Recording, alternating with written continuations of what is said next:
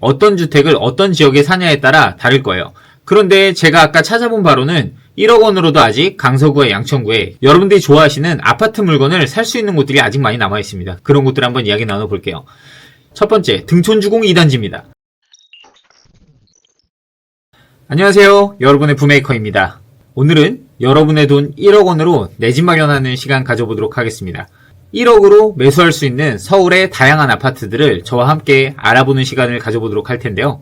2030 세대분들이 많이 선호하시는 지역 중에 하나인 강서구와 양천구의 매물들을 체크하면서 과연 어떤 매물들이 1억 원에 살 수 있는 매물들인지 같이 한번 알아보고 어떤 단지들이 어떤 장점들을 갖고 있고 그런 단지들을 과연 얼마면 구입할 수 있는지 그리고 어떤 관점에서 바라보면 좋은지를 같이 한번 공부해보는 시간 가져보도록 하겠습니다. 자, 그럼 자료를 보면서 한번 이야기 나눠볼게요. 오늘의 주제는 아까 말씀드린 대로 내 돈 1억 원으로 내 집 마련하기라는 주제로 처음은 강서구와 양천구부터 시작해볼게요. 이런 얘기 많이 하시죠. 1억 원으로 내 집 마련 가능해? 가능합니다. 5천만 원으로도 가능해요. 근데 어떤 주택을 어떤 지역에 사냐에 따라 다를 거예요. 그런데 제가 아까 찾아본 바로는 1억 원으로도 아직 강서구와 양천구에 여러분들이 좋아하시는 아파트 물건을 살 수 있는 곳들이 아직 많이 남아 있습니다. 그래서 그런 곳들 한번 이야기 나눠볼게요.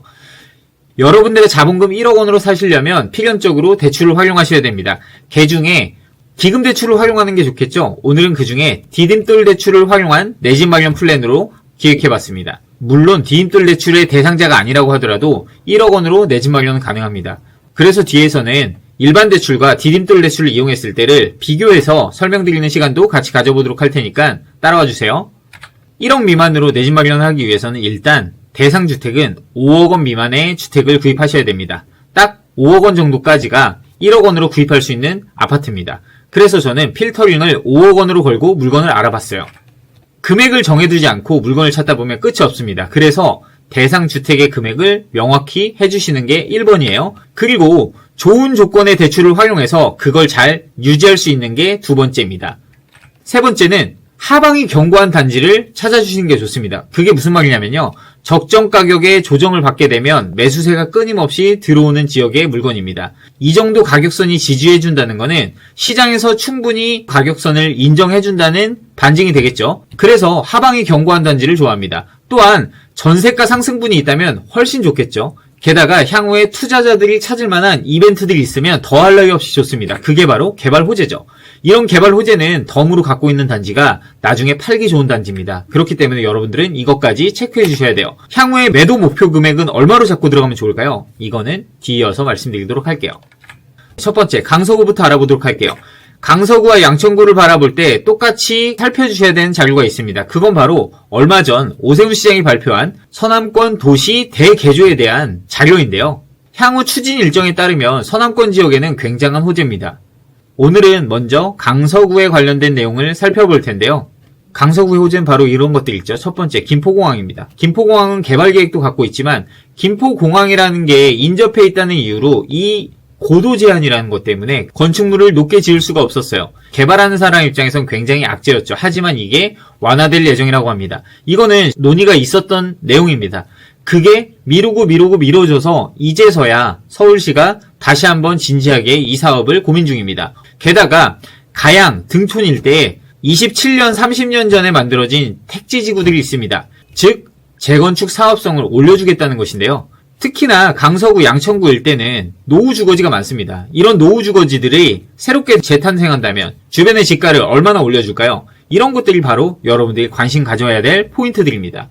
그런 곳들의 용적률 완화 혹은 안전진단 면제 등 정비계획을 새로 수립한다라고 합니다. 꼭 체크하셔야 되는 내용이겠죠. 그러면 물건들을 하나하나 살펴보도록 하겠습니다. 첫 번째, 등촌주공 2단지입니다. 1995년에 지어졌고 505세대입니다. 용적률은 209%를 쓰고 있어요. 재건축 예정단지로 치기에는 높은 용적률을 쓰고 있기 때문에 사업성은 낮을 수밖에 없습니다. 하지만 가격적으로 본다면 어느 정도의 저점이 왔다라는 생각이 드는 단지 중에 하나입니다. 내부 구조는 이렇게 됩니다. 거실과 침실이 하나 있는 구조죠. 혼자 살기엔 더할 나위 없이 좋고 신혼부부가 살 수도 있습니다. 하지만 불편하겠죠? 하지만 여러분들은 미래를 준비하는 겁니다. 처음부터 내가 원하는 모든 조건을 갖춰서 들어갈 수는 없겠죠. 작지만 향후에 가치가 있는 단지라고 한다면 이런 곳에서도 신혼집을 충분히 마련할 수 있는 것이고 신혼집으로 선호하는 단지이기도 합니다.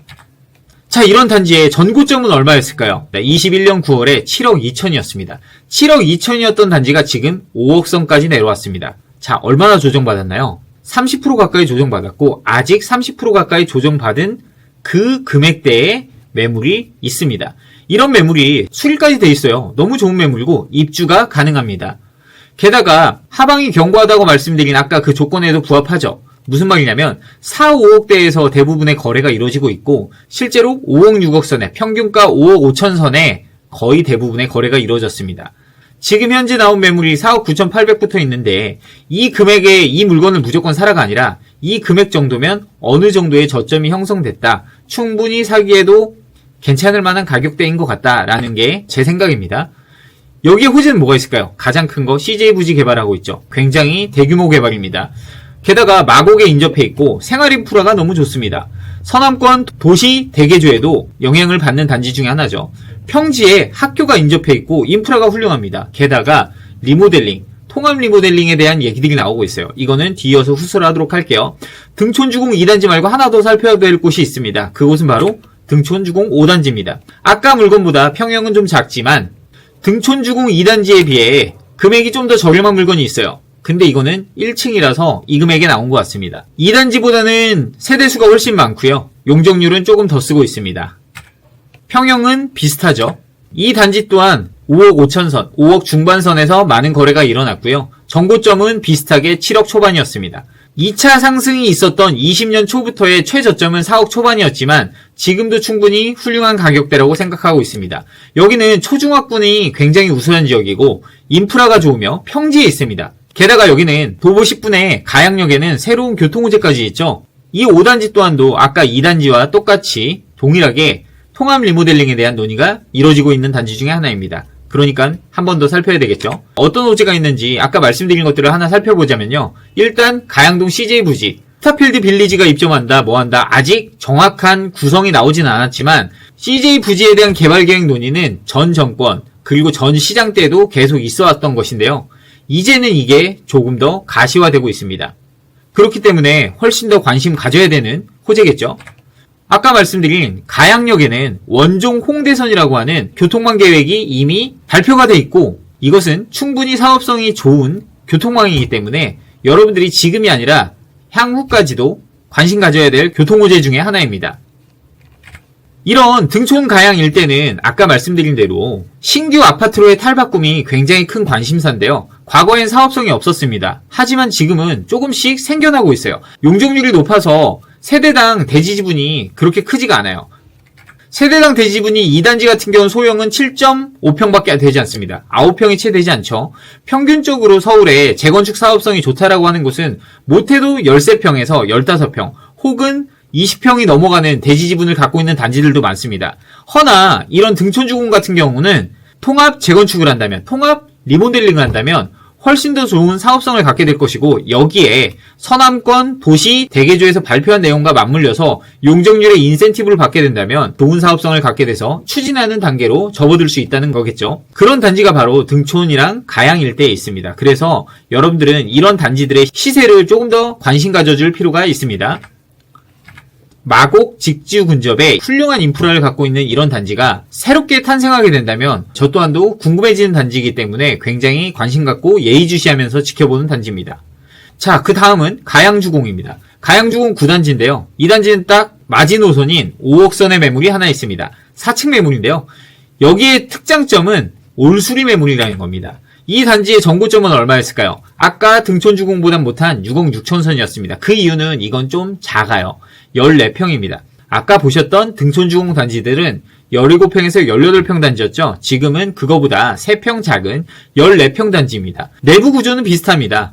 복도형 아파트고 구축이고 굉장히 불편할 수 있습니다. 하지만 적정 가격선에서 잘 취득해서 잘 유지한다면 이 호재들이 하나하나 실현됨과 동시에 조금씩 그 가치를 인정받게 된다면 여러분들의 투자 자산으로서도 충분히 좋은 단지이기 때문에 소개를 드리는 겁니다. 이 가양주공 9단지 전고점은 6억 6천이었습니다. 2차 상승기 전이었던 20년 초 20년 1월엔 저점이었던 3억 8천에도 거래된 게 있었습니다. 이런 단지가 쭉 올랐다가 내려와서 5억선에 안착해 있는 것입니다. 이 단지의 평균 거래가가 어느 정도일까요? 4억 중반선입니다. 4억 중반선보다는 조금 더 올라가 있긴 하지만 이 가양주공은 2030 세대가 혹은 1인 가구가 굉장히 선호하는 단지 중에 하나예요. 이 단지는 일단 증미역 초역세권이에요. 9호선 초역세권이라는 게 매우 큰 장점이죠. 게다가 이 앞에 이마트 부지가 있었습니다. 팔려서 개발 계획을 갖고 있습니다. 이마트 부지를 비싸게 개발한다면 끼고 있는 이 가양 9단지 또한도 간접적으로 지가 상승에 도움을 받겠죠. 게다가 증미역 초역세권이기도 하지만 가양역도 도보로 이동이 가능합니다. 이런 단지 같은 경우는 가양역 교통호재도 덤으로써 가져갈 수 있겠죠. 등촌가양 택지지구는 앞서서 말씀드린 대로 리모델링 가능성이 조금씩 제기되고 있어요. 이마트 부지가 이렇게 개발될 예정이에요. 굉장히 멋진 조감도로 업무시설과 근린생활시설들이 들어서게 된다면 지금 가양 9단지에서 부족했던 상권들이 훨씬 더 개선된 효과를 가져올 수 있겠죠. 자, 다음은 방화동으로 넘어가 보겠습니다. 방화동은 강서구 중에서도 가장 낙후된 지역 중에 하나가 방화동입니다. 일단 첫 번째, 고도 제한 때문에 높은 건축물이 지어질 수가 없어서 사업성이 많이 나오지 않아 개발이 잘 안 됐어요. 그랬던 단지가 이제는 조금씩 달라지려고 하고 있습니다. 그 중에 하나가 장미아파트입니다. 장미아파트는 1994년에 지어졌고 387세대의 아파트입니다. 용적률 211%를 쓰고 있어요. 이 단지는 재건축, 재개발을 논의하기 이전에 일단 첫 번째 가격이 저렴합니다. 15평대 아파트 치고도 상당히 저렴한 금액대인데 15평대에서 투룸을 뽑아놨어요. 그렇기 때문에 여러분들이 신혼집으로도 거주하기 좋은 단지 중에 하나입니다. 근데 이런 단지가 올수리 매물인데 그리고 1층 매물도 아닌데 4억에 나와 있어요. 이런 단지의 정고점은 얼마였을까요? 6억 4,500이었습니다. 그리고 평균 거래가 4억대에서 큰 지지선이 형성이 되어 있는 걸 볼 수 있습니다. 이런 단지가 어떤 장점이 있을까요? 역세권 이용 가능하고 마곡 인접 지역입니다. 방화동에도 개발 호재가 많죠. 간접 혜택을 볼 수 있는 그런 단지입니다. 가격대가 저렴하다니 더할 나위 없이 좋죠. 게다가 이 단지에는 19평형대가 있는데 19평형대는 제가 보기엔 투자용으로서 더욱 훌륭한 것 같습니다. 5억에 나와 있는 19평대 매물은 정고점도 비슷하게 6억 4,500이었고 평균 거래가는 4억 중반이었습니다. 그런데 올 수리된 남양의 깔끔한 매물이 5억 선에 나와 있어요. 이런 매물을 이 가격에 사라는 게 아니라 조금 더 조절해서 산다면 어떨까라는 생각을 해봤습니다. 내부 평면도도 상당히 훌륭하죠. 그리고 방화동에 5억 미만의 아파트 중에 가성비적으로 상당히 좋았던 단지가 방화 3단지입니다. 방화 3단지 청솔 아파트는 488세대의 중형단지입니다. 용적률은 아까 장미아파트랑 똑같은 211%를 쓰고 있어요. 재건축 사업성을 논의할 만큼은 되지 않죠. 하지만 초역세권이라는 게 굉장히 큰 장점이고요. 이 단지의 정고점은 5억 6,700이었습니다. 그리고 하방 지지선이라고 하는 요 단지의 평균적으로 한 3억 후반대인 것 같습니다. 3억 후반대의 지지선을 형성하고 있었기 때문에 지금 나온 4억 2천 매물도 나쁘지 않은 매물인 것 같습니다. 특 올수리라고 하니 여러분들이 평균적으로 쓰게 되는 리모델링 비용 1,500만원, 2,000만원 정도를 아끼고 들어간다면 그리고 지금 나온 금액대에서 조금 더 조절받는다면 적정한 금액대의 매수가 아닐까라는 생각을 해보고 있습니다. 1억 미만에 구입한 아파트라는 게 큰 장점이라는 거죠. 이 단지는 다른 것보다 일단 5호선 초역세권이라는 게 굉장히 큰 메리트고요. 초등학교, 중학교가 인접해 있습니다. 이 또한도 장점이죠. 자, 방화동 보겠습니다. 방화동은 주변에 재개발, 재건축이 진행되는 단지들이 많습니다. 방화동은 대형 신축 단지들이 없어서 시세를 견인하는 단지들이 없었어요. 그런데 방화 3구역, 5구역 크게 치고 나갈 예정입니다. 아직은 사업이 지지부진하지만 이제는 조금씩 순차적으로 진행되지 않을까 싶습니다. 그리고 방화 6구역은 이미 2주가 진행됐고 곧 있으면 일반 분양을 하겠죠.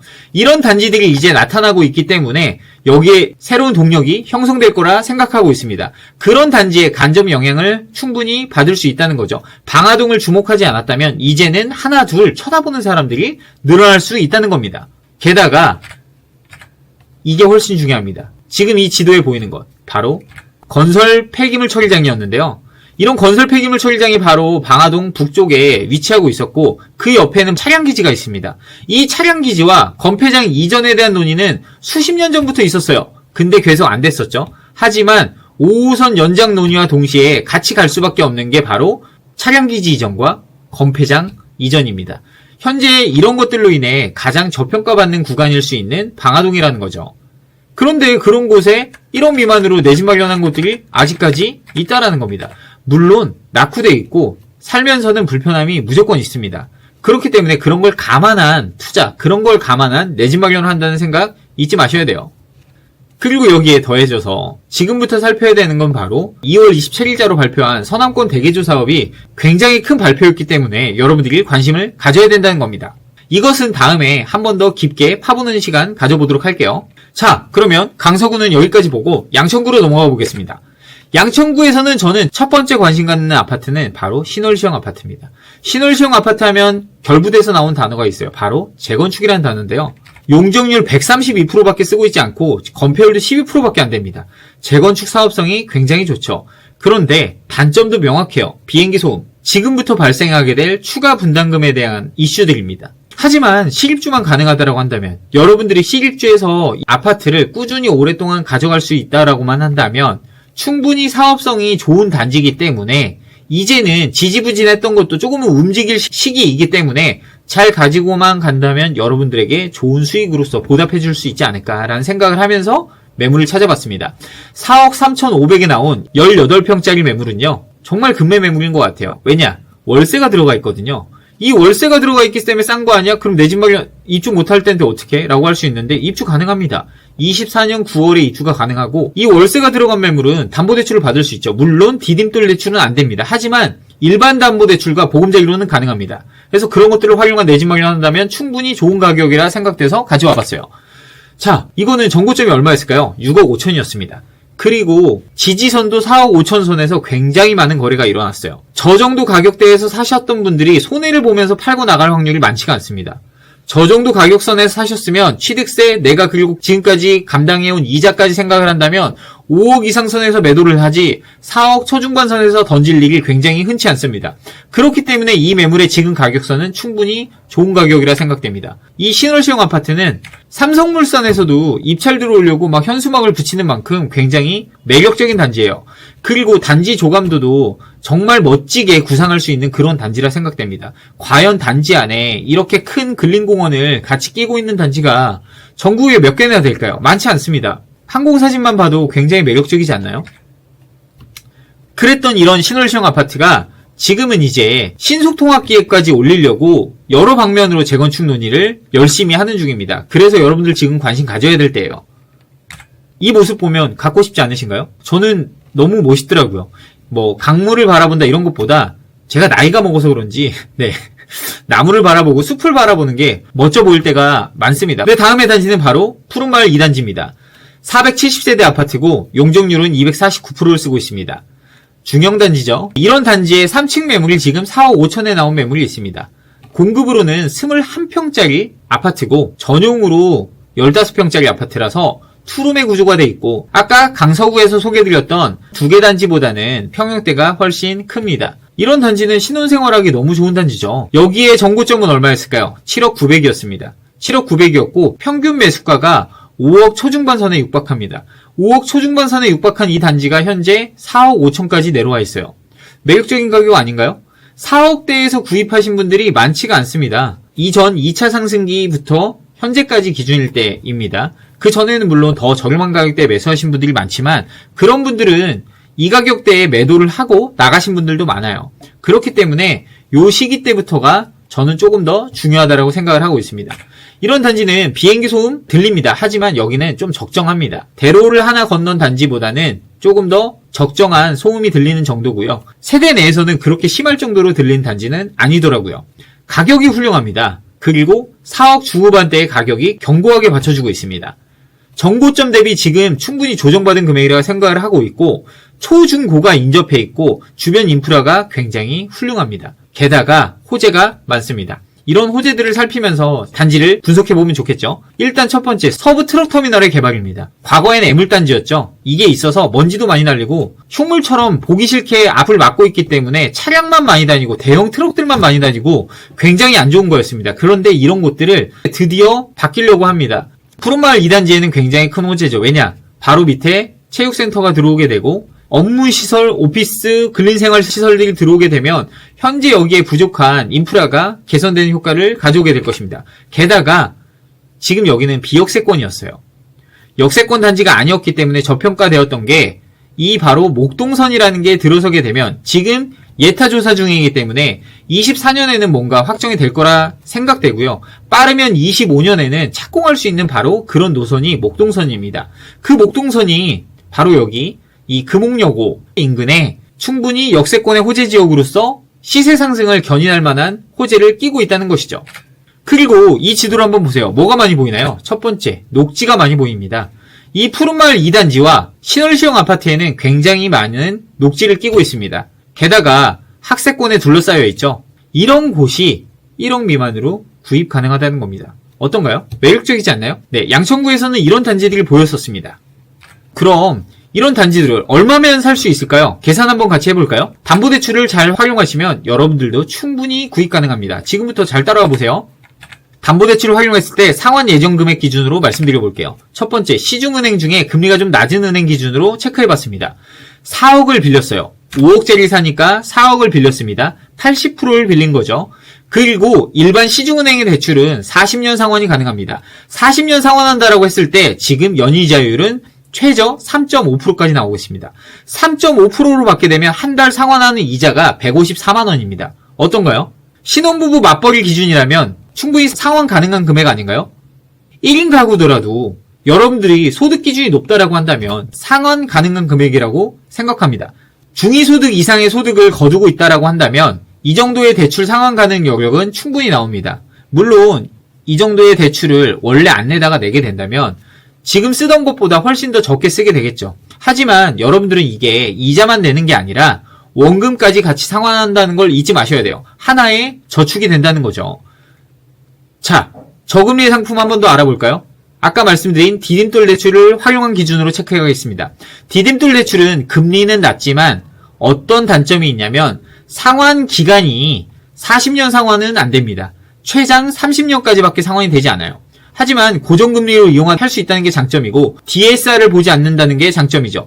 DSR을 보지 않는다는 거는 여러분들이 신용대출을 받았어도 이 디딤돌 대출을 이용하는데 크게 무리가 안 된다는 겁니다. 이렇게 디딤돌 대출을 이용해서 상환한다면 한 달에 163만 원을 상환해야 됩니다. 나는 리스크를 최대한 적게 가져가고 싶어. 그리고 나는 신용대출까지 활용해서 내 집 마련해야 돼 라고 한다면 이 디딤돌 대출을 활용해서 한 달에 164만 원의 상환 계획을 세워서 내 집 마련 준비를 하셔야 되겠죠. 어떤가요? 충분히 도전해볼 만한 가치 있는 거 아닐까요? 매매 금액 5억 기준으로 체크했을 때 대출은 4억 받았고 취득세는 330만 원이 들어갑니다. 자, 그러면 총 여러분들이 부담해야 되는 금액은 얼마일까요? 부대 비용은 별도로 하겠습니다. 부대 비용에는 이사비, 기타 비용 조금 들겠죠. 최종 필요 금액은 1억 300만 원입니다. 1억이면 내 집 마련 가능하다는 것이고 아까 말씀드린 모든 단지, 지금 현재 오늘자로 있는 매물 전부 다 내 집 마련이 가능하다는 것입니다. 매월 상환 금액은 150에서 165만 원 내외예요. 물론 개인적인 대출 조건에 따라 조금은 다를 수 있어요. 그리고 여러분들이 만약에 전세 보증금이 조금 더 있었다면 그걸 다시 끌어오게 된다면 여러분들의 필요 금액은 줄어들거나 여러분들의 대출 상환 금액은 조금 줄어들 수 있다는 건 덤이죠. 자, 여기까지 살펴봤습니다. 어렵나요? 맞아요. 어렵습니다. 내 집 마련 쉬운 건 아니에요. 하지만 도전해볼 만한 가치는 있는데 선택이 어려워요. 내 집 마련 어렵다고 말씀은 많이 하시지만 조금만 알아보면 충분히 매수할 만한 금액대의 단지들은 많아요. 하지만 선택이 어렵습니다. 왜냐? 신축의 대단지에 학세권에 이런 곳들 찾아서 이동한다면 서울이 아닌 외곽 지역으로 가셔야 될 겁니다. 하지만 서울 내에서도 충분히 바라볼 만한 단지들도 많이 있다는 거겠죠. 여러분들이 다 원하는 조건에 최종주택, 마지막 주택을 구입하는 게 아니잖아요. 자산가치 상승분을 일부 가져가고 신혼집으로서 충분히 살림을 조금씩 키워나간다는 생각으로 도전해볼 만한 주택으로 찾는다라고 한다면 찾을 만한 주택이 있다는 겁니다. 그래서 내 집 마련은 선택으로부터 시작되는 겁니다. 이걸 잊지 마셨으면 좋겠어요. 위의 단지들, 제가 보여드린 단지들을 막연하게 매수하시라는 게 아니라 조건도 따져보고 지금 금액대에서 조절도 해보고 여러가지 시도들을 해보셔야 되는 거예요. 그리고 제가 추천드린 단지, 제가 말씀드린 단지 아니에요. 이런 단지들이 이렇게 바라보면 충분히 이렇게도 할 수 있다를 설명드린 겁니다. 그래서 얼마든지 있다라는 정도로 생각해 주시고 정말 이해해 주셨으면 좋겠어요. 제가 여러분들께 내 집 마련 무조건 해야 된다, 돈도 없는데 무조건 끌어 살아, 이게 아니라는 거 명심해 주시고 한 번 더 알아보는 시간 가진다는 생각으로 면밀히 알아보시면서 여러분들이 할 수 있는 조건 내에서 내 집 마련을 위한 노력을 포기하지 않았으면 하는 그런 마음에 소개해드린다라는 거 잊지 마시고 부메이커와 함께 하세요. 어려울 거 없습니다. 다음은 구로구와 영등포구 편입니다. 어렵지 않죠? 여러분들께 좋은 정보가 됐다면, 조금이라도 도움이 되셨다면 좋아요와 구독하기, 알람 설정 잊지 마시고, 부메이커 단톡방에도 많은 분들이 함께 해주셨어요. 네, 물론 유튜브를 통해서 함께 해주신 분보다 기존에 함께 하시던 400명이 있습니다. 지금 유튜브를 통해서 한 10분 정도 들어오신 것 같은데요. 혹시라도 부동산 공부하면서 어려운 부분들 같이 공부하고 싶은 분들은 고정 댓글에 해놓은 저희 단톡방에 오셔서 같이 공부하셨으면 좋겠습니다. 여러분들의 더 나은 성장을 응원하면서 부메이커와 함께 하겠습니다. 네, 감사합니다.